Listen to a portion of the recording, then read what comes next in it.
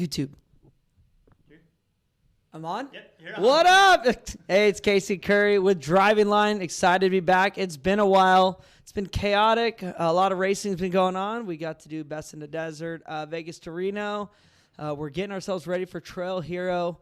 And, dude, it's just been crazy, man. We got a lot of fires going on. We got COVID going on. There's just a lot of things happening. But I am excited. Got my good bud, Dustin Jones, joining us tonight. Man, I became a huge fan the first time I met him. He's crazy. He's outrageous. The things he builds are freaking phenomenal. And I'm actually getting ready to unveil something that basically I basically copied what he has. So I got a mud Can-Am Defender coming my way. But Dustin, thank you so much for joining. Absolutely, buddy. I appreciate you inviting me on here. I'm excited to be on here. Dude, it's been a while. We haven't hung out in a while. It's been a little chaotic. No, with everything going on, dude, it's tough to get together. So we got together a little over a year ago for the first mud ride that we did together. But it's been tough for us to do. We were supposed to do it again this summer, earlier this year, and it's been tough, man, with everything that's going on. Yeah, no, for sure. So let's, dude, right off the bat, I mean, Dustin Jones, where'd you come from? Where do you live right now? I mean, and like, just give me a little recap of who you are in the past. So born and raised in Louisiana, grew up around the swamps, mud riding. Our version of off-road was mud riding on Honda four-wheelers and like Suzuki 125s growing up. But we grew up on a farm, running wild, homeschooled all my life. Went to school, went to college, got out, and then we opened S3 Power Sports, which turned into S3 Racing, which turned into S3 Media. And so still based in Louisiana, about 10 miles from where I was born and raised. But it's always crazy swamps and alligators and snakes. And we went riding this weekend, dude, and we were battling mud holes with snakes just so we could go ride, dude. It's always crazy down here. Yeah. Ow, Kyle. Sorry, I got like a gnarly beep. I don't know. I think that was with them. Is that with No. you? Definitely not with me. Okay. That's awesome. Anyways, so basically with S3, like, I mean, obviously, so the guys in California know you from racing UTVs and basically going out and being gnarly competitive in the Pro UTV category. Pro UTV, I don't know where that all lines up anymore. Pro UTV. Yeah. But, I mean, S3 Power, to me, when I came back and saw, like, that mud riding, I mean, to me, I don't know, that seems bigger than racing to me. I mean, there's so many of them out there. Like, how do you I mean, it is amazing what you guys do out there. And so, no doubt about it, the mud riding down here in Louisiana is big, and that's where we built our name in S3 Power Sports, is building these huge 8-inch lifted, 37-inch tires, 22-inch wheels, like these big, wild and crazy mud rides. And you've been down to one of our mud rides, dude. They're freaking out of control, dude. People everywhere, and the biggest, baddest side-by-sides and quads and radios. It's like a car show, but in the mud. And so for 6 or 8 years, man, that's where we built our name. Like, that's where the S3 brand came from. And it wasn't until like 2014, whenever we started racing professionally, 2015, when we really broke out into the West Coast stuff and started doing a lot of racing and being big out there. But a lot of people out there don't even realize what S3 started at and like where we built our name. And you got a small glimpse coming out here of what I think it's Kyle's phone. Yeah, I think so. Yeah, I think it is. Hold on. Sorry, dude. We got media people, dude. I swear I'm not plugged into anything. I don't know. But that's what that's what a lot of people out there knows for. But you got to see what the mud riding and the craziness that we grew up doing, what that is all about. Yeah. No, I mean, to me, like, dude, I love that stuff. I'm not a big fan of getting muddy, but for how many people come and enjoy the same stuff that we're doing, I mean, it truly is amazing to go out and experience. Just like you said, it's like a car show, right? There's like all this going on with all these people, these crazy cars and portals and 37s and 8-inch lift kits and stereo systems that cost more than most Can-Ams cost. And then, I mean, but you don't even see that out here in California. And it's like, man, it's a total that is massive. And I mean, I think it's amazing to see. Man, what I think is the biggest deal that people don't recognize is like naturally down here in the South, they consider us to be a little lower IQ, like super country. Everybody down here lives in a single wide trailer and wears wife beaters all the time, which is not far from the truth. But like you get down here, you got to go mud riding with us. You spent a whole weekend, and I know your first perception before coming down here. Like, what was your perception of mud riding before getting down here? Oh, I mean, literally just breaking everything. A bunch of, like to me, it'd be hillbillies sleeping in tents, drinking a bunch of Coors, not even Coors Light, and Bush light. yeah. And but no, I mean, dude, the perception is totally wrong, right? Like the first, just get in a whole wide open throttle, hold it down until something tears up, and then winch it out. Yeah. Which what I try to tell people, man, and what you and me and Cody talked about while you're down here, and why I really, really enjoy mud riding. And honestly, I think it's made me a better driver. Like in the rocks when we race King of the Hammers, is the dynamic of mud riding, like true technical mud riding, is you pull up to a water hole and there's a water line and you can see no terrain changes below that. So you don't know how deep the ruts are. You don't know if there's a stump or a stick or a rock in that hole. And so you're driving, literally, you could close your eyes and drive by feel when you're mud riding because that's all you have. You see nothing below the water line, Yeah. No, I agree. That, that finesse thing is where it becomes super important. The other thing about it is that, dude, when we went there, there was hardly anybody sleeping in a tent, a lot of big motorhomes, a lot of expensive rigs, way less junk and way more high quality builds in that market. And it's pretty, and we are far from anything. I mean, I felt like we were 45 minutes from a airport or anything. Yeah, for sure. You got all the parks here are way, way out in the country to where you can get that big accumulation of land. And like there's specific areas that are good for riding. So naturally you need wetlands and swamps and a lot of mud and stuff like that because that's what we're going out there to do. But no doubt about it, man, the mud riding has progressed because I remember the days when we would go out there and tent camp for 4 days straight. And that's what everybody was doing, either sleeping in the bed of their truck or tent camping. Yeah. And if you were real fancy, you had a pop-up. You know what I mean? Didn't even have the legs to square it up. Like it was just rocking and just old school pop-up. But now it is like everybody has toy haulers and everybody's got a backup rig and everybody comes in motor coaches. And it's like the Glamis, but down here in the South, Yeah. So another cool thing that I like about Posse is the fact that you don't just ride and all your guys work on your stuff. Almost everybody on your team at some point or another is out living with you on the adventures. I mean, yes, they're kicking ass in the shop, making the, badass parts, but it seems like on the Fridays and Saturdays and Sundays, you guys know how to all go out and adventure off.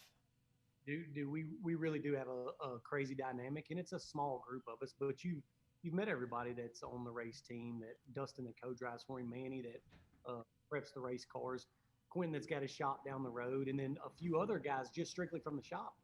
But like we'll work all week and literally we'll plan for the weekend to all meet up at either somebody's hunting league or out at an event and we ride together. And so all these guys got rigs that work with us, like half of them are parked in here and we go and do things like that together. So it's, I don't know, S3 has always been like that. And I think it's because we've grown up in that family type atmosphere. Mr. Mal that owns S3, his daughters worked here, his wife worked here, his grandbabies were cruising through here all the time, like 3, 4 years old. And so it's been like that. So like that's our group, we go out to Dallas and race together as a group. 4 or 5 of the guys that prep and builds cars are racing. I pit for those guys when they race short.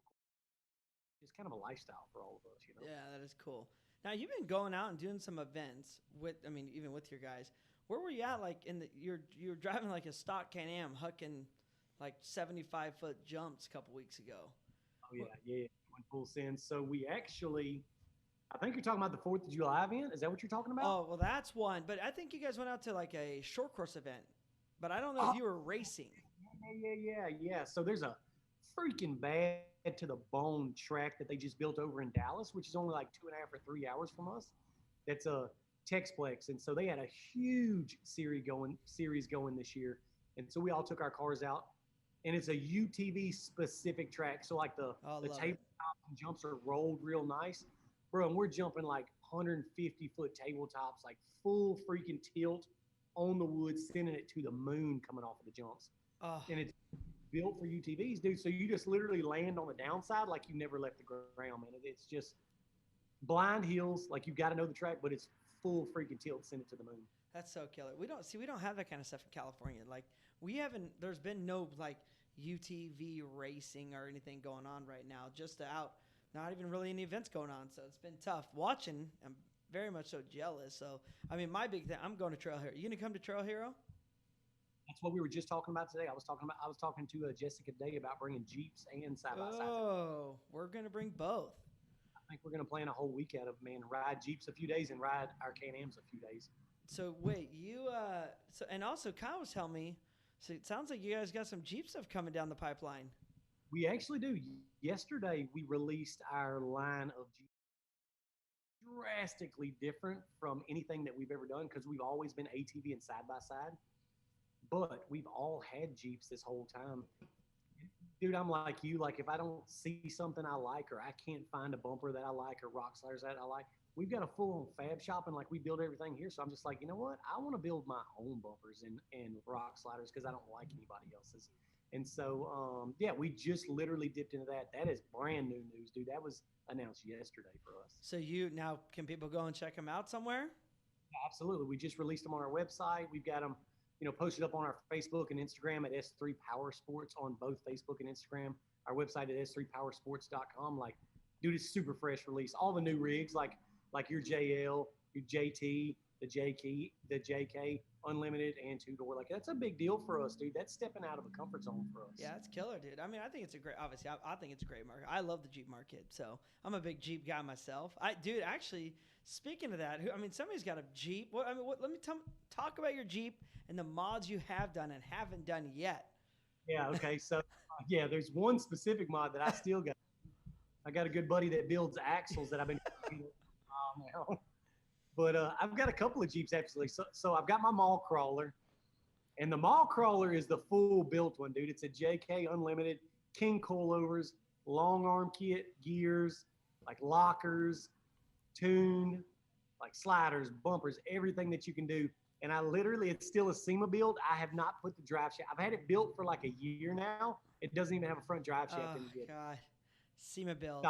That one's literally made for going to a restaurant and back. But my new play rig, I built it really similar to that. I just didn't do the coilovers all the way around. I did just coil springs and everything. But it's got a fully built 392 Hemi with a 545 RFE or 454 RFE in it, like the half-ton Dodge transmission, and 392 Hemi, forged internals and headwork and all kind of crazy stuff.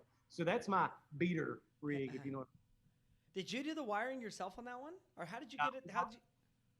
We did the AEV kit, and so we wanted it built fast. Man, I'm way too impatient. Dude, we start our wiring from scratch and do that. But with the Jeeps, like, dude, I just want to have fun in them. I want the AC to work. Like, I want to be able to put them on the highway. So we did the AEV kit on that. But like all of our Jeeps, bro, we watch your stuff, dude. We look at what your Jeeps look like. And it's like, dude, I want to build one like that. But you know what's crazy to me, dude? And I don't get it. So like, I looked at your Jeeps whenever I was building one, and you've probably done this before too. And you're going to do it with your Defender. I built my Jeep exactly like same wheel offset, same suspension, same size tires as what yours are. And then I get mine done, and I'm like, bro, mine's not as sweet as Casey's. Like, there's just something about mine. I don't like it as much as I like somebody else's. Oh yeah, that happens. I've done that 2 different times to where like I've even bought one that was already built that I'm like, dude, I love that Jeep. I want to buy that one. And I get it, and I'm like, oh, I don't like this thing. Like, it's not cool anymore. I actually have my JL has actual carbon fiber fenders on it. Yeah. And now after they're kind of getting worn out a little bit, they're sagging a little bit. Just, it's funny you say that now. I'm like, not really my thing anymore. Like, dude, I need new fenders. Like, it's not my, and then like, I've always run stock inner fender wells because that's just my like. And now I'm like, just like you're saying, like, oh man, people are actually coming out with some pretty high tech inner fender wells, like, this is pretty much junk on my Jeep. Got to do it, yeah, dude. It's just a never. I always tell people, dude, Jeeps will $100 you to death, and so they got freaking grab handle, dude, and like navigation mounts, and then they got roof racks and wings, and dude, they will $100 you to death. Yeah, yes, they will. What else? What other kind of Jeeps you got? So I've got those two JKs, and then I've also got a YJ, like the square headlight, the one people say are not even really leaf sprung. Yeah, it's leaf sprung rear, but I did like 42-inch stickies and 60s and big motor and all that stuff. So you take it in the mud? No. That one's built strictly for the rocks, and so I haven't even used that one yet, dude. It's still. I just got my wiring harness in it. I got a buddy of mine over at Black Smoke Garage finishing it up. And it's like I talked about, like I'll build these race cars all day long, but for some reason the Jeeps, I'll send them to somebody, let them build them for me, and I just want to have fun in them. Yeah, I know the feeling on that. They turn into a project. They turn into a project. It's funny you say all that because like all my Can-Ams, every cage, every bit of wiring, every suspension, I just go buy. I don't even look at copying, duplicating, making my own. I don't. Like I said, like all my Can-Ams for this year at the Hammers, they just ran your suspension, Fox shocks, like all the UHMWs bought from a company. Like then on my Jeeps, it's all custom UHMW, all my own bumpers, all my own suspension, my axles to how I. Yeah. But man, that's what I was about to say. Like you called me to get your King of the Hammers cars ready, and was like, "Hey, dude, I want your A-arms, your gusset, blah blah blah." And I'm like, Casey, you've also got a fab shop. Like you build all of this stuff. But then now that we're getting into Jeeps and just kind of building them, I'm like, yeah, I'm not working on these things. Like I just running them. So that's funny. But I do realize that I rang everything at the Hammers. Nothing broke on mine. But after when your guys were like, dude, Dustin didn't give you all the UHMW skid plates for the A-arms. Like we have that in stock ready to go. It's like, no, I asked for the best. This is what he gave me. It's just below what you had for the Hammers. I didn't break anything. You got to remember, you and I still race against each other. So, like, well, I'll give you everything that you need. Yeah. Specifically ask me for this part or this part. I'm just like, yeah, I mean, that's all Casey wanted. So I got him all his parts. Oh, yeah. Have to run against each other. Yeah, that was super good. I had a great time. But I'm not like you. I didn't put it over in a crevasse about race mile 10, but I did flip it over. Actually, Ultra 4 just posted that photo online the other day. Terrible. You put me on blast, but you did worse than I did. You blew up a 900 horsepower Jeep. No, that was actually, if you want to hear how bad it went, I actually did more damage than that. All in all, so I won Vegas to Reno, but my car for the Hammers was bare framed. Yeah. New motor, new tranny, or not new, but everything was redone. So frame up, and at the Hammers during qualifying, first time I ever drove it, or I shook it down, but first time I actually drove it hard, I shoveled the rock and basically messed up qualifying. So I had a terrible qualifying run. Made the decision to run trophy truck. Spent I think $6,000 on the entry fee. Went a half mile and the transfer case broke. Because what happened was when on the hard hit in qualifying, broke the T-case. Now I had to go buy a T-case on the lake bed. So now I'm frustrated. So I go and race King of the Hammers, and 20 miles later, pop the motor. Well, come to realize, testing like a week before the Vegas to Reno, the only thing I did not replace. So now I got a new T-case and a new T-case, new motor, new converter. Transmission failed. Lost first gear. So because I was in first, I didn't think it was going to break. So literally one impact, it hit so hard at the Hammers, I lost the motor, tranny, and T-case. Dude, people need to, if you haven't seen that video, like you need to Google it, go to his YouTube and watch it. When he says he had a bad qualifying, it's because he cased a rock and freaking sent that Jeep skywards, broke to a dead stop, right? Yeah. So, and that it literally broke every piece of drivetrain there was. Dude, that's what we call getting piss whipped. When you hit something, you fold up and kiss your own belt buckle. Bro, that's getting piss whipped. Is what we call it. I got piss whipped for sure. So yes, that live and learn on how to be expensive. Like I broke it all in a good way where I didn't just like break it, I grenaded it.